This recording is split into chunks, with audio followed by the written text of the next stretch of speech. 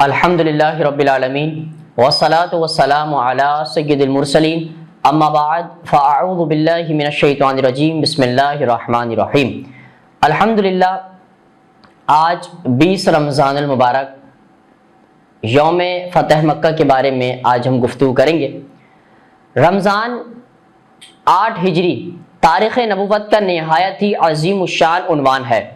اور سیرت مقدسہ کا یہ وہ سنہرا باب ہے کہ جس کی آب و تاب سے ہر مومن کا قلب قیامت تک مسرتوں کا آفتاب بنا رہے گا، کیونکہ تاجدار دو عالم نبی کریم رؤوف الرحیم صلی اللہ علیہ وسلم نے اس تاریخ سے 8 سال قبل انتہائی رنجیدگی کے عالم میں اپنے یار غار کو ساتھ لے کر رات کی تاریکی میں مکہ سے ہجرت فرما کر اپنے وطن عزیز کو خیر آباد کہہ دیا تھا، اور مکہ سے نکلتے وقت خدا کے مقدس گھر خانہ کعبہ پر ایک حسرت بھری نگاہ ڈال کر یہ فرماتے ہوئے مدینہ روانہ ہوئے تھے کہ اے مکہ، خدا کی قسم تو میری نگاہ محبت میں تمام دنیا کے شہروں سے زیادہ پیارا ہے، اگر میری قوم مجھے نہ نکالتی تو میں ہرگز تجھے نہ چھوڑتا۔ لیکن 8 برس کے بعد یہی وہ مسرت خیز تاریخ ہے کہ آپ صلی اللہ علیہ وسلم نے ایک فاتح اعظم کی شان و شوکت کے ساتھ اسی شہر میں نزول اجلال فرمایا اور کعبۃ اللہ میں داخل ہو کر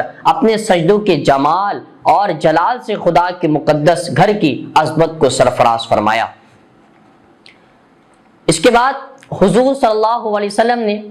قریش کے پاس قاصد بھیجا اور 3 شرطیں پیش فرمائی۔ ان میں سے ایک شرط قریش نے منظور کر لی۔ پہلی یہ تھی کہ بنو خزاع کے مقتولوں کا خون بہا دیا جائے، دوسری یہ تھی کہ قریش قبیلہ بنی بکر کی حمایت سے الگ ہو جائیں، اور تیسری شرط یہ تھی کہ اعلان کر دیا جائے کہ حدیبیہ کا معاہدہ ٹوٹ گیا ہے۔ جب حضور علیہ الصلوۃ والسلام کے قاصد نے ان شرطوں کو قریش کے سامنے رکھا تو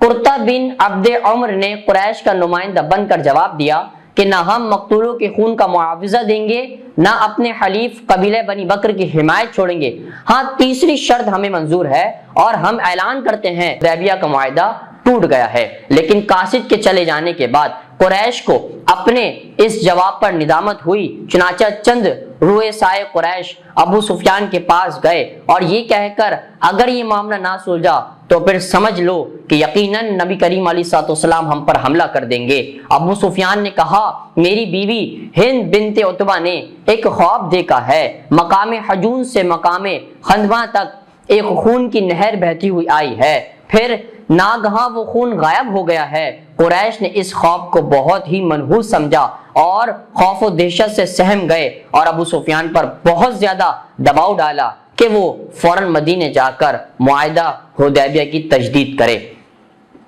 غرض 10 رمضان 8 ہجری کو رسول اکرم صلی اللہ علیہ وسلم مدینے سے 10,000 کا لشکر پورے انبار ساتھ لے کر مکے کی طرف روانہ ہوئے۔ بعض روایتوں میں ہے کہ فتح مکہ میں آپ کے ساتھ 12,000 کا لشکر موجود تھا، اور ان دونوں روایتوں میں کوئی تعارض نہیں۔ ہو سکتا ہے کہ مدینے سے جب آپ نے روانگی کی وقت 10,000 کا لشکر ہو، پھر راستے میں 22 قبائل آپ کے ساتھ لشکر میں شامل ہو گئے ہو تو وہ تعداد 12,000 تک پہنچ گئی ہو۔ بہرحال مدینے سے چلتے وقت نبی کریم علیہ الصلوۃ والسلام اور تمام صحابہ کرام علیہم رضوان روزدار تھے۔ جب آپ مقام قدید میں پہنچے تو پانی مانگا اور اپنی سواری پر بیٹھے ہوئے پورے لشکر کو دیکھا، اور پورے لشکر کو دیکھ کر آپ نے دن میں پانی نوش فرمایا اور سب کو روزہ چھوڑنے کا حکم دیا۔ چنانچہ آپ اور آپ کے اصحاب نے سفر اور جہاد میں ہونے کی وجہ سے روزہ رکھنا موقوف کر دیا۔ اس کے بعد مکہ سے ایک منزل کے فاصلے پر مدو زہران میں پہنچ کر اسلامی لشکر نے پڑاؤ ڈالا اور حضور اکرم صلی اللہ علیہ وسلم نے فوج کو حکم دیا کہ ہر مجاہد اپنا الگ الگ چولہا جلائے۔ 10,000 مجاہدین نے الگ الگ چولہے جلائے تو مرو زہران کے پورے میدان میں میلوں تک آگ ہی آگ نظر آنے لگی۔ گو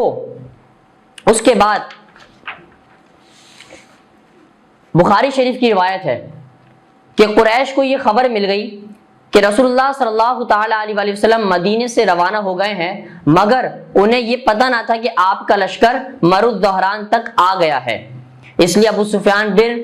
حرب اور حکیم بن حزام اور بدیل بن ورقہ اس تلاش کو جستجو میں نکلے تھے کہ رسول اللہ صلی اللہ تعالی علیہ وآلہ وسلم کا لشکر کہاں ہے۔ جب یہ تینوں مرد دہران کے قریب پہنچے تو دیکھا کہ میلوں تک آگ ہی آگ جل رہی ہے۔ یہ منظر دیکھ کر تینوں حیران رہ گئے اور ابو سفیان بن حرب نے کہا کہ میں نے تو زندگی میں کبھی اتنی دور تک پھیلی ہوئی آگ اس میدان میں جلتے ہوئے نہیں دیکھی، آخر یہ کون سا قبیلہ ہے، یہ کون لوگ ہیں؟ بدیل بن ورقہ نے کہا کہ بنی عمرو معلوم ہوتے ہیں۔ ابو سفیان نے کہا نہیں، بنی عمرو اتنی کثیر تعداد میں کہاں ہیں جو ان کی آگ سے مرد دوران کا پورا میدان جگمگا رہا ہے۔ بہرحال حضرت عباس رضی اللہ تعالی عنہ کی ان تینوں سے ملاقات ہو گئی اور ابو سفیان نے پوچھا کہ اے عباس تم کہاں سے آ رہے ہو اور یہ آگ کیسی ہے؟ آپ رضی اللہ تعالی نے فرمایا کہ رسول اللہ صلی اللہ علیہ وسلم کے لشکر کی آگ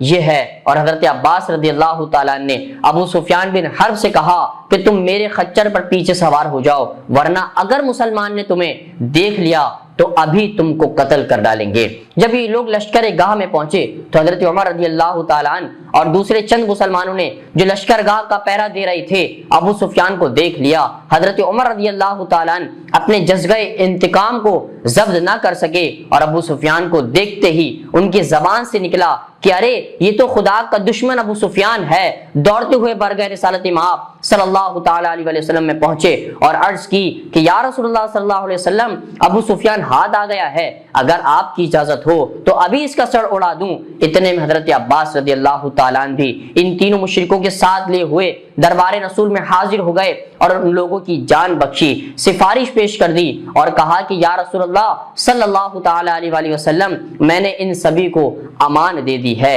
اس کے بعد حضور صلی اللہ علیہ وسلم جب فاتحانہ حیثیت سے مکہ میں داخل ہوئے تو آپ اپنی اونٹی قصوہ پر سوار تھے، ایک سیاہ رنگ کا امامہ باندھے ہوئے تھے اور بخاری میں ہے کہ آپ کے سر پر مغفر تھا۔ آپ کے ایک جانب حضرت ابوبکر صدیق رضی اللہ تعالیٰ عنہ، دوسری جانب اسید بن حضیر رضی اللہ تعالیٰ عنہ تھے اور آپ کے چاروں طرف جوش میں بھرا ہوا اور ہتھیاروں میں ڈوبا ہوا لشکر تھا جس کے درمیان کوکب نبی صلی اللہ علیہ وسلم تھے۔ اس شان و شوکت کو دیکھ کر ابو سفیان نے حضرت عباس رضی اللہ تعالیٰ سے کہا کہ اے عباس تمہارا بھتیجا تو بادشاہ بن گیا ہے۔ حضرت عباس رضی اللہ تعالیٰ عنہ سے کہا، انہوں نے جواب دیا کہ تیرا برا ہو اے ابو سفیان، یہ بادشاہت نہیں ہے بلکہ یہ نبوت ہے، یہ رسالت ہے۔ اس شاہانہ جلوس کے جاہ و جلال کے باوجود شہنشاہ رسالت صلی اللہ علیہ وسلم کی شان تواضع کا یہ عالم تھا کہ آپ سورہ فتح کی تلاوت فرما رہے تھے، اس طرح سر جھکائے اونٹنی پر بیٹھے ہوئے تھے کہ آپ کا سر اونٹنی کے پالان سے لگ جاتا تھا۔ آپ صلی اللہ علیہ وسلم کی کیفیت تواضع خداوند کا شکر ادا کرنے اور اس کی بارگاہ عظمت میں اپنے عز و نیاز مندی کا اظہار کرنے کے لیے تھی۔ اس کے بعد بخاری کی ایک اور روایت ہے کہ حضور اکرم صلی اللہ علیہ وسلم فتح مکہ کے دن حضرت علی رضی اللہ تعالیٰ عنہ کے بہن حضرت ام ہانی بنت ابی طالب رضی اللہ عنہ کے مکان میں تشریف لے گئے اور وہاں غسل فرمایا، پھر 8 رکعت نماز چاشت پڑھی۔ یہ نماز بہت ہی مختصر طور پر ادا فرمائی لیکن رکوع اور سجدہ مکمل طور پر آپ نے ادا فرمایا۔ ایک اور روایت میں ہے کہ آپ علیہ الصلوۃ والسلام حضرت بی بی ام ہانی رضی اللہ عنہ سے فرمایا کہ کیا گھر میں کچھ کھانا بھی ہے؟ انہوں نے عرض کیا کہ یا رسول اللہ صلی اللہ علیہ وسلم خشک روٹی کے چند ٹکڑے موجود ہیں، مجھے بڑی شرم آ رہی ہے کہ اس کو آپ کے سامنے پیش کر دوں۔ ارشاد فرمایا کہ لے آؤ۔ پھر آپ صلی اللہ علیہ وسلم نے اپنے دستے مبارک سے ان خشک روٹیوں کو توڑا اور پانی میں بھگو کر نرم کیا اور حضرت ام ہانی رضی اللہ تعالیٰ نے ان روٹیوں کے سالن سے اور اس نمک پیش کیا تو آپ علیہ الصلوۃ والسلام نے فرمایا کیا کوئی سالن گھر میں نہیں ہے؟ انہوں نے عرض کی کہ میرے گھر میں سرکہ کے سوا کچھ بھی نہیں ہے۔ آپ صلی اللہ علیہ وسلم نے ارشاد فرمایا کہ سرکہ لے آؤ۔ آپ نے سرکے کو روٹی پر ڈالا اور تناول فرما کر خدا کا شکر ادا کیا اور فرمایا کہ سرکہ بہترین سالن ہے اور جس گھر میں سرکہ ہوگا اس گھر والے کبھی محتاج نہ ہوں گے۔ حضرت ام ہانی رضی اللہ تعالیٰ نے عرض کی کہ یا رسول اللہ صلی اللہ علیہ وسلم میں نے حارث بن حشام یعنی ابو جہل کے بھائی اور زبیر بن امیہ کو امان دے دی ہے، لیکن میرے بھائی حضرت علی رضی اللہ تعالیٰ عنہ ان دونوں کو اس جرم میں قتل کرنا چاہتے ہیں کہ ان دونوں نے حضرت خالد بن ولید رضی اللہ تعالیٰ کی فوج سے جنگ کی ہے۔ تو حضور علیہ الصلوۃ والسلام نے فرمایا اے ام ہانی جس کو تم نے امان دے دی ہے اس کے لیے ہماری طرف سے بھی امان ہے۔ اللہ کریم سے دعا ہے کہ اللہ تبارک و تعالی ہمیں فتح مکے کی جو معاملات ہیں اس کو سمجھ کر اور ان کو یاد کر کے دوسروں تک پہنچانے کی توفیق عطا فرمائے۔ وما علینا الا البلاغ المبین۔